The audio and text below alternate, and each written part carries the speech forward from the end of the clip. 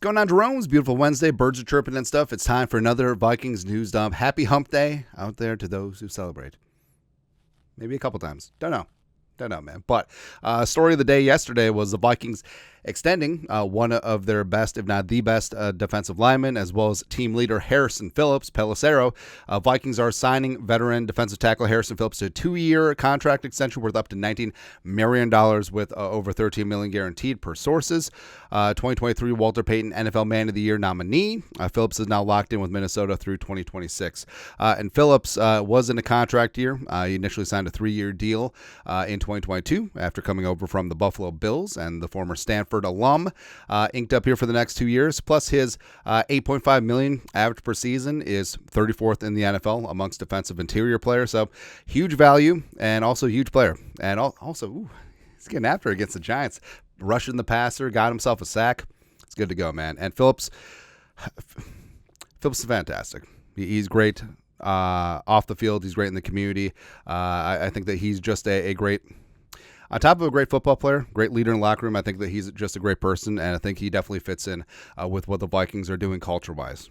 So happy to have horrible Harrison Phillips in purple for the next couple of seasons. Also, all right, so we had said, like, maybe we should be a little bit concerned about Ivan Pace Jr., right?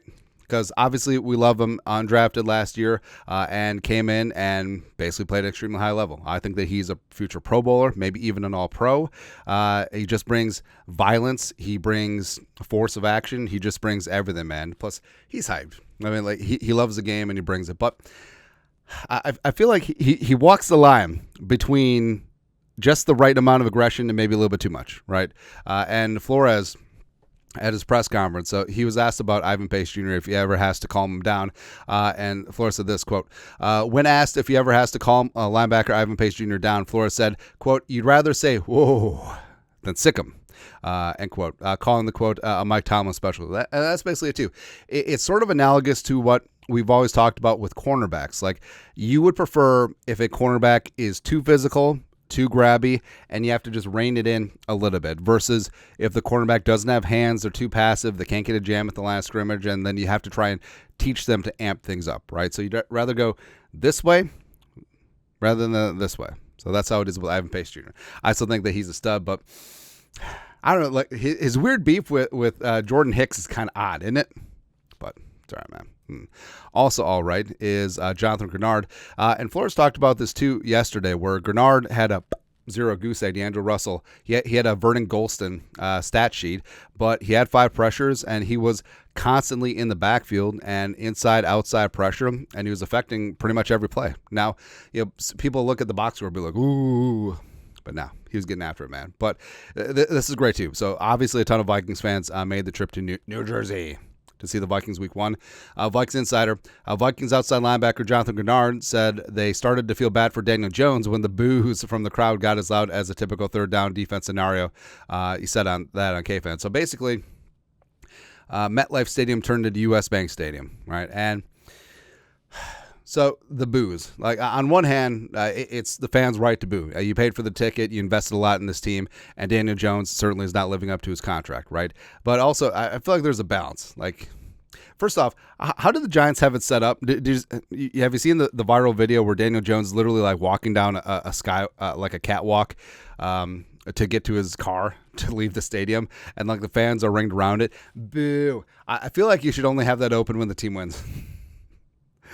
But it's, I don't know, like there's some vitriol, obviously there's some frustration, but I don't know, like the players are humans too, but the players are also highly compensated, and it is a results-driven league. Like, I feel like there's definitely a pretty thick line. Some fans cross it, some don't, but I don't know, like the Giants fans want more. I was going to say the Giants fans deserve more, but MFers, you won 2 Super Bowls recently. Also, since 2011, like, they've been one of the worst teams in the league. It's kind of crazy, man.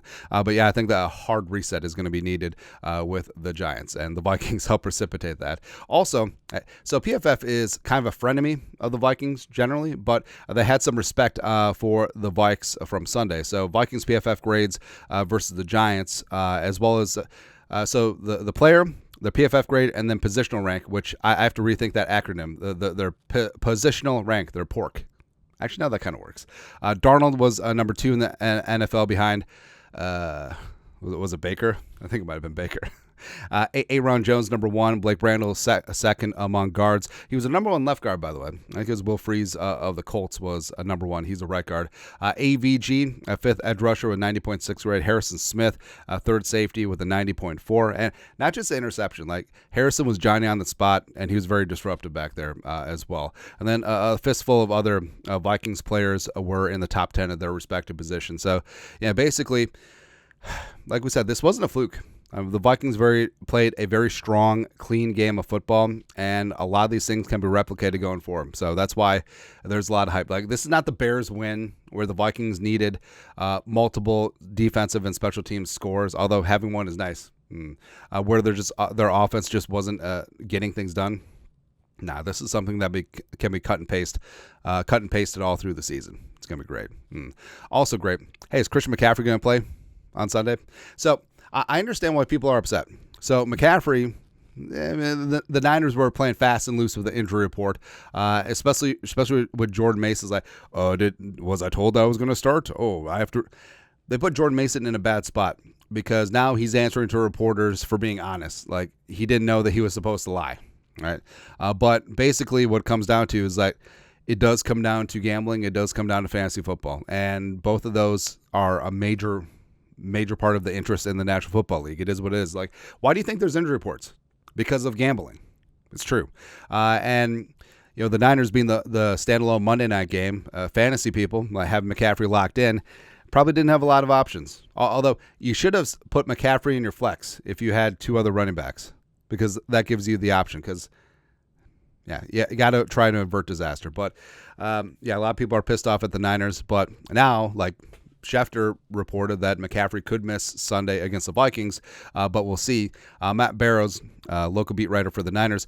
Kyle Shanahan on CMC's calf issue. I believe if it was a playoff game, he would have played. Cool. Shanahan said McCaffrey would be day-to-day this week. Aren't we all? But yeah, we'll see. I don't believe anything that any team says, and Shanahan playing fast and loose with the injury report. Come on. Frankly, I think the Niners should get spanked. It basically would be like, actually, don't. I was gonna have an example from the Vikings, except I don't want bad karma on us at all. But basically, have your most important player, the one that would swing the line the most if he was out, and all of a sudden it's like, oh, he's fine, he's out. Doesn't sit right. Something that could be right on Sunday as well as going forward, Jalen Speedy Nailor. Now, Addison, we made the case in another video today that they should sit Addison. Whether it's a week, whether it's a short stint on the IR, just get both of those ankle injuries, potentially both high ankle injuries, good to go for the rest of the season and that stretch run. But Jalen Speedy Nailor, who started at training camp with Sling and Sam Darnold, had great chemistry, as well as caught a touchdown against the Giants week 1. He could have some value. Will Raggett, Sports Illustrated. Deep league fantasy football tip, pick up Jalen Nailor this week. He's likely going to be the Vikings wide receiver 2 against the Niners. Alan Lazard had 6 for 89 and 2 in that role on Monday Night Football. One of them was from Ty God. And could see plenty of looks with Jefferson drawing heavy attention. I think Nailor has 70-plus yards versus San Francisco. Hard to overstate how consistently productive Nailor was during training camp, and Darnold trusts him. Yeah, Speedy Nailor. Oh, wait. We forgot to name it Earl of Egan. Okay, Speedy. But yeah, Nailor and Darnold had legit chemistry, so it wouldn't shock me at all if Addison is out, which he should be, if Nailor has himself a large day, as the Niners are giving a lot of attention over to 1-8. Also in some transactional news. Now, I don't think that the Vikings adding a receiver to the practice squad has anything to do with Addison, but the Vikings re-signed Jashawn Jones to the practice squad and released Jalen Williams also from the practice squad. So Jashawn, UDFA from Maryland, gave him the large UDFA signing bonus, and frankly, Jones looked really good.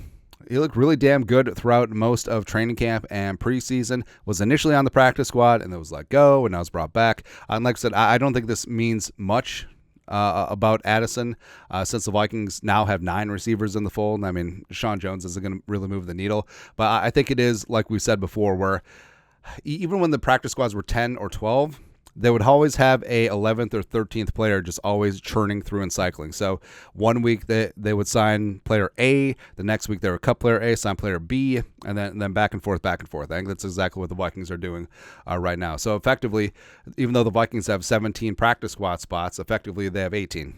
I mean, Deshaun Jones probably didn't even move out of his apartment. No, he's good to go there.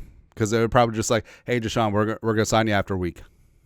Hey, Jalen Williams, don't go anywhere. We're going to sign you back in week 3. That sort of thing. Also, so one of the best parts of Matt Daniels' press conferences, I love Coach Hat, by the way. It's fantastic, is deciding on Will Reichard's nickname. Ben Gessling stripped.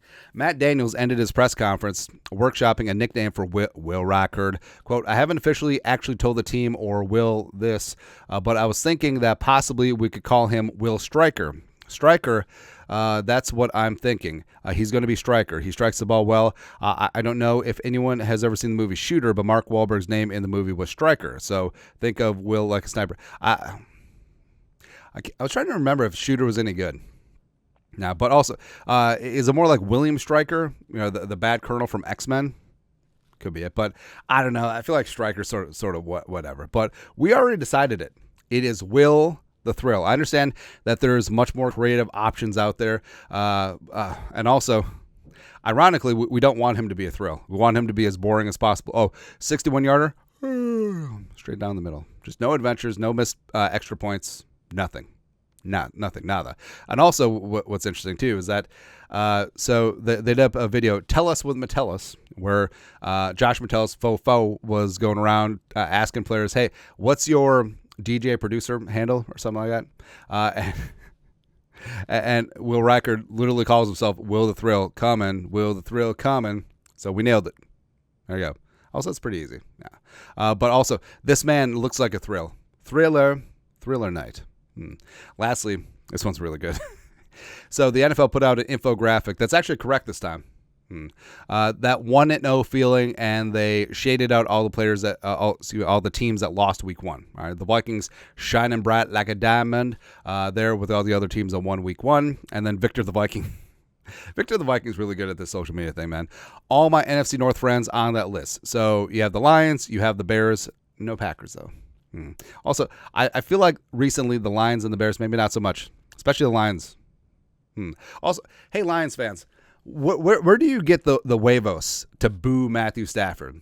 Matthew Stafford gave your franchise and your city every piece of him. Like, obviously Stafford was a division rival for many years, but I always respected him. Like, there's probably not a tougher ass quarterback in NFL history. Like, he's certainly up there. At minimum, he's top 5, probably not 5. But, I mean, he gave everything.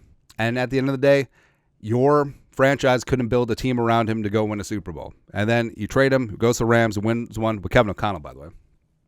And then he comes back into your building. Like, he has to leave his family at home because you're gonna boo his kids. Please. I understand booing the wife. But Stafford, how do you boo Stafford? Stafford's the man. Come on. But anyways, Victor the Vikings, very good at this. But that is it. That is Vikings news dump for this wonderful Wednesday. You guys are the best you know what to do. Skol, production value.